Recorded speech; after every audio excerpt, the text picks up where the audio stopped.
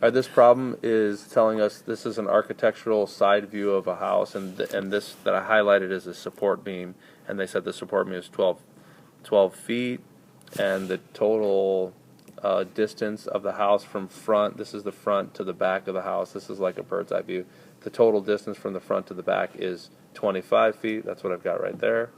And their question is, what is I'll call this y.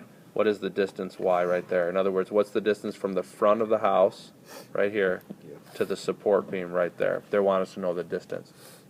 So you can see what you have here is one of those nice right triangles within a right triangle. I've got a right triangle with an altitude dropped right here. That's the 12 feet.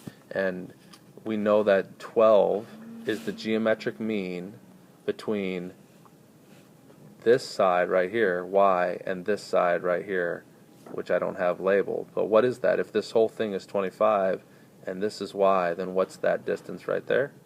How can I represent that algebraically? 25 minus y. I don't want to name a different variable. I want the same variable. So that's 25 minus y. So 12 is the geometric mean, which means I put the 12 in a proportion on the top and bottom of y and 25 minus y. Does it matter if you flip the two? Doesn't matter where you put them. You could have put the 25 minus y down here and the y up here. It doesn't matter, because what are you going to do when you solve this? Cross multiply. Yeah, you're going to cross multiply, and you're going to get 12 squared, which is, what's 12 squared? 144. Good. 144 equals, 25. I'm going to go ahead and, well, I'll just write, I'll write y times 25 minus y. Now now I need to solve this equation, but what kind of equation is that? It's a quadratic. It's a quadratic equation. So I solve quadratics by setting them equal to 0. So I'm going to FOIL this out, not FOIL it. I'm going to multiply the y in, and then I'm going to move everything to one side of the equation. In fact, I'm going to move them all to the left side so that this becomes a positive y squared. So I'm going to add y squared to both sides, subtract 25y from both sides, and leave 144 on that side. So there's my quadratic. And that quadratic equation now has how many solutions to it? 2. It could have 2 solutions, or it could have 0 or 1, and most likely it has 2, and one of them is the better answer than the other one, because one of them is not. I've understood this. Would you have to do that x thing? Let's see if it factors. 144, well, I'm going to put a y here and a y there. 144 breaks up into, obviously, 12 times 12. But 12 and 12 don't add up to 25. So is there something else?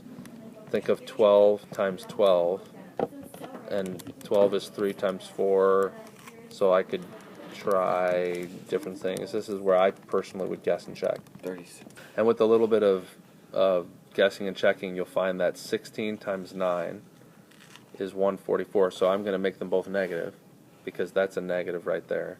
And that's a positive, so a negative times a negative is a positive. But now this right here is going to give me my negative 25. So my two answers are y equals 16 and y equals 9. Well, guess which ones it is. Is it 9 or 16? 9. It's going to be 9, because in the problem they told us that the distance was shorter here. They told us that in the problem. And that's why the answer has to be 9. Because they told us that the distance was shorter to the front. It was shorter here than it was here. They told us that in the word problem. So there's your answer.